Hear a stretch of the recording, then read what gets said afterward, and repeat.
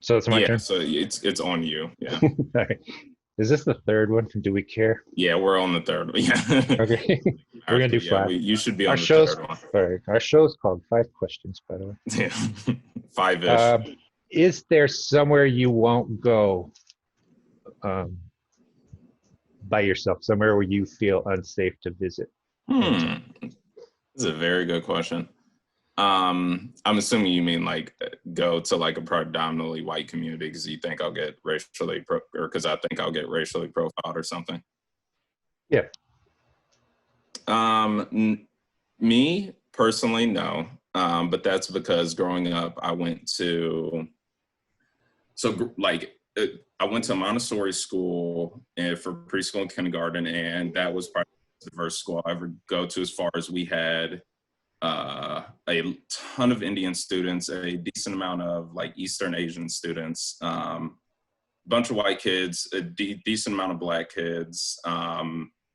I don't know. We probably didn't have any Native Americans. I'm not sure if we had any Jewish or like Middle Eastern people. But when I say diverse, I mean it was very diverse. Our teachers were mainly Indian because the like headmaster of the school was Indian. But we also had some like black teachers, a couple white ones. It just like the staff, students, everything was super diverse. After that, I went to a very well off like middle school from first through eighth grade. I went where LeBron's kids went, so you can Oh, imagine really? like how nice the school was. Yeah. And then after that, I went to a relatively like so predominantly white high school, but it was representative of like the nation's population as a whole. So we were probably between like 13 and 17% black. Probably like 60 to 70, somewhere in there, percent white. So like that's all to say I've been very comfortable around white people my whole life. And I grew up learning how to navigate in like a white space. So I'm comfortable around white people, even if they're not comfortable around me. I have had positive and negative interactions with police officers, but I know how to be respectful. Because like even though I could be angry about things, like I know ultimately, at least in like the media, when I'm actually in that situation, like that's not going to help anything. So I'm not afraid of getting like the police called on me and me having to like work my way out of that situation. It'd be unfortunate, like when it has happened, it's crappy, but it's something I'm comfortable navigating and like working myself out of. And like I've had friends that have lived in like really snotty, nice like neighborhoods and everything. Like I grew up in the suburbs myself. So like being racially profiled in neighborhoods like that does happen, but it's not something that I concern myself with enough to where I wouldn't go there. And aside from that, I can't really think of any other space where I'd really be nervous. I know when I went to like Italy, I traveled abroad for a little while because I was studying abroad in Spain. And Italy has a very intense history with like racism as well. And like they still like, I mean, if anyone, like any viewers of this know anything about soccer, if you know anything about like soccer, Rob, they have some like really racist fans. They do a lot of monkey chants. They'll throw like bananas on the fields of like black players and stuff over there. And I had a lot of people warn me like, watch out when you go to Italy. When I was living at Case, I went to Case Western when I was living over there. They have like a Little Italy over there, and I remember a bunch of the black kids at Case were like, "Watch out going to Little Italy," because like some people don't want you there. Oh, So I was wary at first, but once I got out and actually like tried it, I was like, I'm not gonna stay away from this place my whole like 4 years here. So like once I got out and went there, like I had no poor experiences happen to me. I know people that did, but like I was totally fine there, personally. Um, so I was a little wary when I went abroad in Italy, but aside from that, I'm usually pretty confident wherever I go, just because I know how I present myself, and I can usually dispel some of people's immediate stereotypes they might have about Black people. Um, Oh, okay. I like this one. How do terms like white supremacy and white privilege make you feel? They make me feel. I think they exist. I don't deny them. White privilege applies to me. I have a different reaction to it than white supremacy. White supremacy makes me, it's kind of a scary concept, um, kind of the worst of white human nature. So white supremacy, I kind of have and because it's my race, um, I'm part of it. I have to feel some ownership of it. So Mm, white supremacy makes me a lot more uncomfortable than white privilege does. Um, but both are part of my makeup, to be honest. So the not so much like I don't think all white people have a supremacy mindset, but mhm. but it's still, we don't work hard enough to end it. We're probably the ones most suited to end it. So um, Mm, have to own it. okay. But it's the worst part about whiteness for me, definitely. First part about what? Whiteness, Yeah. especially when the kind of those promoting it, those who feel that way, feel that there is a difference, feel that there is a superior race, are not the ones I would trot out as the best examples of enlightened, intelligent Yeah. white people. So it's also an oxymoron. Um, Yeah, right. Yeah, it is. That's funny. I've never thought so about it like that, but you're right. so that's kind of how I feel about it. And Go ahead. did you have something? Hmm. I guess a follow-up question to that. How do you try to use your white privilege in order to advance or do away with racism in the country? And how would you recommend to other like white listeners to use their white privilege in order to um, get rid of racism? I think the easiest, and well, some people might not find it easy, but just confronting it when you hear it. And like as an example, and I'm not on Facebook or anything, which is probably a good thing. I'd probably get in trouble there, but well, maybe I should get on Facebook. But like back when email was big, oh, he might watch this sometime. That's right. Emails with racist jokes in them.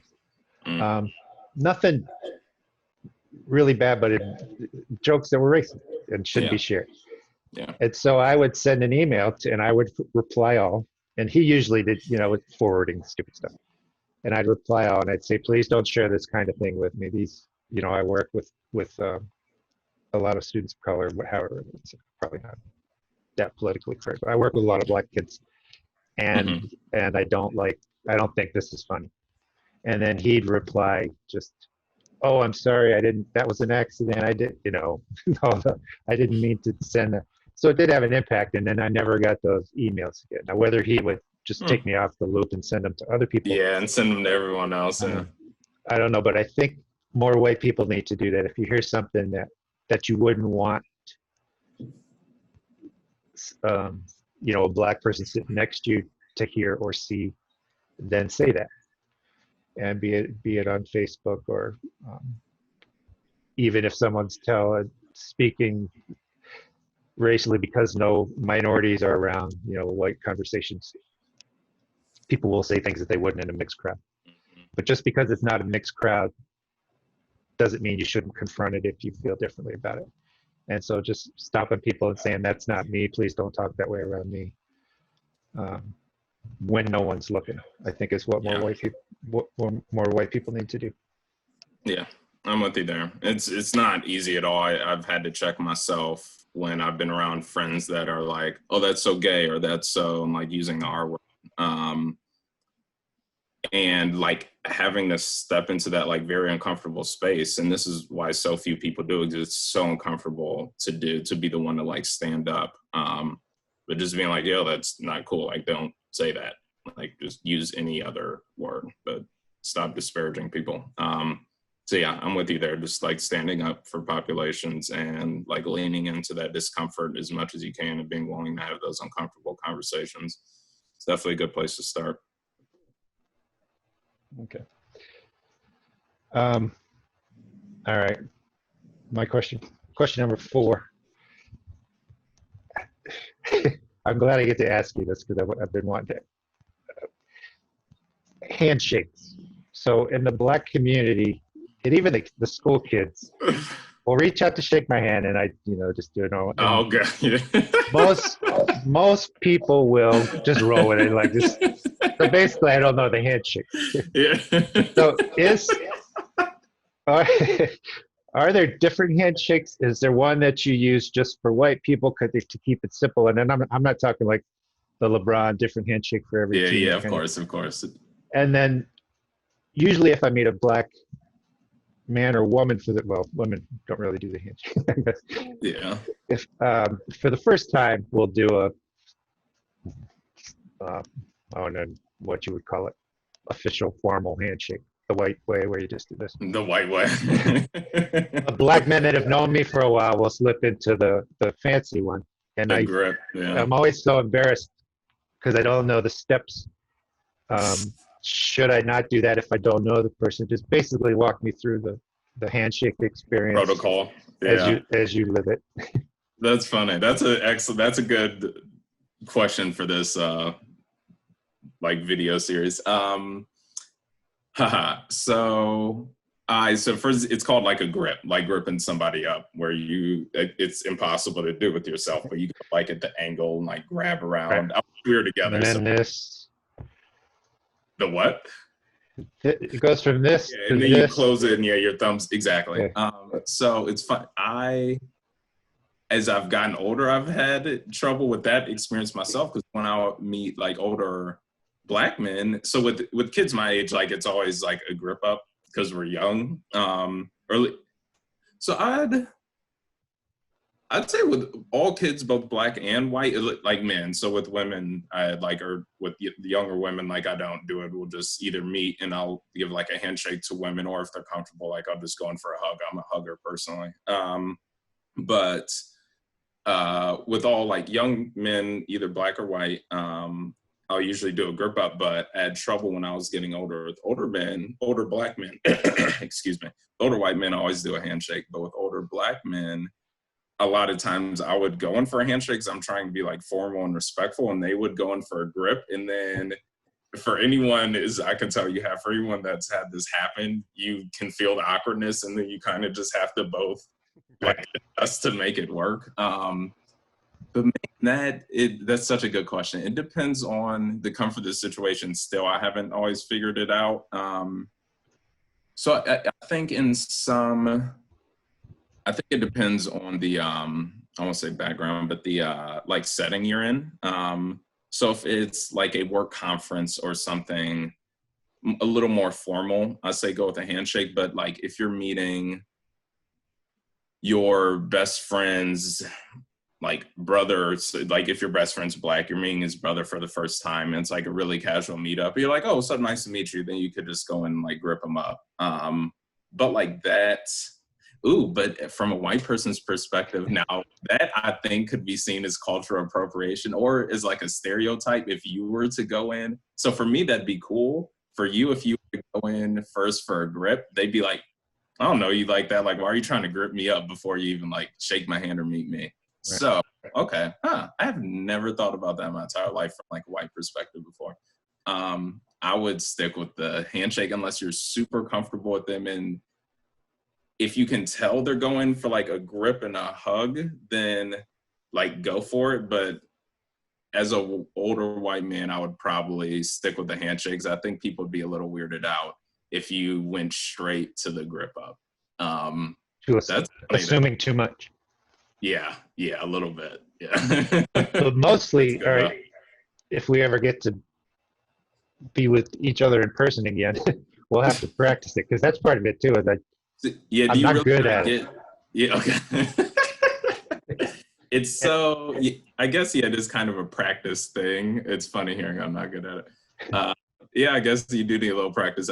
Next time we see each other and like we're comfortable touching, I got you, Rob. We can practice And wear it. gloves. Yeah, it's there you go. It's easier than it looks, and it's quick and it's smooth. Once you get it down, you see why people do it. It's way better than a handshake. It's more personal than a handshake. I can't tell you how many times after one, I think this guy must think I'm an idiot. Yeah, It's kind of embarrassing. yeah. I can imagine. That's funny. They probably get a kick out of it. I'm sure. I'm sure. All right, my last question, and the most important one. What's your favorite Marvel movie? Because there's only one right answer. Oh God. First of all, I stopped after like the 12th one. I haven't seen them all. You're thinking Avengers. I'm just talking Marvel. Oh, Marvel. Well, so Rob, there's been even more. I'm gonna have to shut the video off. Marvel. You're gonna lose your whole audience here if you don't. I'm just making sure I'm not leaving any Marvel titles out. Iron Man. Oh God, Black Panther, man. Oh, you just lost everybody. I did see Black Panther. You have to think that's the best one. You lose your black card if your honorary black card if you don't think Black Panther is the best Marvel movie. All right. So if I'm around a mixed crowd of people like talking about, should I like pretend like that one's my favorite? Pretend like you really like Black Panther for cred, or will they think, oh, he's making that up just because? If it's not actually your favorite Marvel movie, I wouldn't pretend like it was. And that was half serious, obviously more of a joke question. But what my final question was, you already kind of answered when I asked you about I see a follow-up question about how white people use their privilege. And like, that was a question I had thought of before. And then my last real question was like, how do you think white people can help end racism in America? But you sort of already answered that. And if you want to add anything on, cool, but I feel like you kind of went over it. No, I do want to add Black Panther wasn't in one of the Avenger movies, wasn't he? He was. All right. But I guess it wasn't the original Avenger. No, I don't think so. I think we talked about it a bit. All right. I mean, I not that I don't think there's anything else. I don't have more. Yeah, of course. Yeah. Maybe it's something we can revisit each time a little bit. All right, let me look at my list real quick. Oh, I'll give you an easy one. And given your upbringing, you might not get it, but I find this fascinating. Black kids are fascinated with my arm hair and touching my hair. And the funny thing is, you've got to be careful in a school setting with touching kids. It's a rule. You don't do it. But I've had probably a handful of kids come up to me and say, "May I touch your arm?" And if they ask permission, I let them do it. Mm-hmm. Or if I'm kneeling down with small kids like kindergartners, first graders, doing an activity where you're like, bending down to their level, I'll notice 2 or 3 kids' hands are in my hair, and I let them feel it because it's obviously new to them and something that they're interested in, and in an appropriate way with other adults around and all that stuff. So do you have any insight into why that might be? Yeah, that's another fun question. So one, I think that shows a tremendous level of comfort that they have with you, because like Black people get this all the time where like white kids want to like touch our hair and play with our hair, and most Black people hate it. All it is, it's just like, it's curiosity in children and them seeing something they're not used to seeing. So they're curious and they want to see what it feels like. So while I totally get why Black people don't like that, white people, like white kids do it to them, because it makes you feel kind of like subservient. So like, I understand. I've never personally minded it, because it is strictly just like a curiosity, and they want to know how something is that's different than what they commonly see is. So I think that works the same way for like Black kids feeling your hair, is like they're not used to being around white people. So in like your guys' hair is like super silky compared to ours. So like ours is like rough and curly and like nappy, whereas like white people have like just silky straight hair, and like we don't get that. And, like sometimes women will get like perms and stuff to where it's straight, but it's still different in texture than white people's hair. So yeah, a lot of those kids have probably never felt a white person's hair before. So they see an opportunity, they're comfortable with it, and they're like, I'm gonna go for this. And then they just feel and like it feels cool. So they probably want to like mess it. I don't want to say it necessarily feels cool, but it feels different. Right. Like not what my hair feels like. So like, this is fun to just like play with. I don't get an opportunity to do this.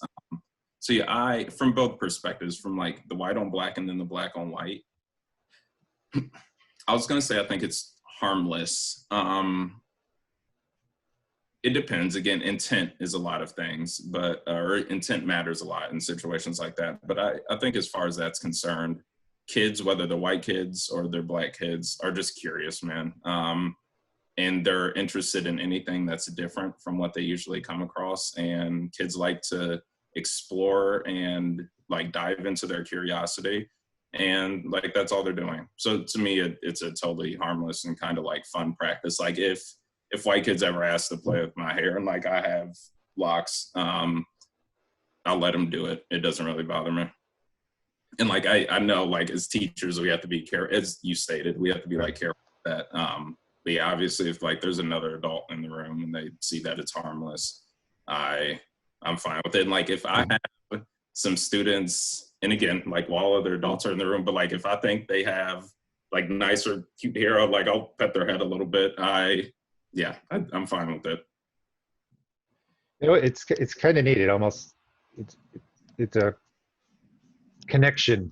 I don't know the word. I think it's I don't know. It just feels like a positive thing when it happens. Yeah.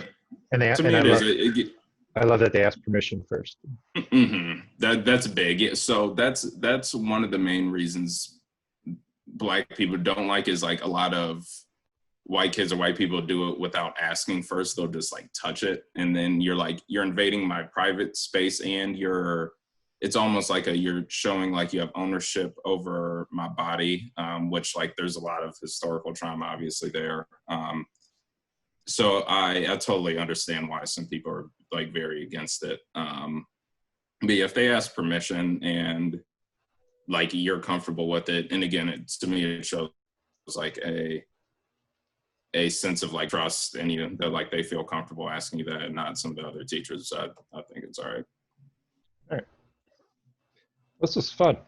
Yeah, I really enjoyed that. You had some good. You had some good like colloquial questions that I'll have to try to like gear my questions a little more towards next week. But that was good, and I think that was informative. Like we're able to have some really honest conversations. So all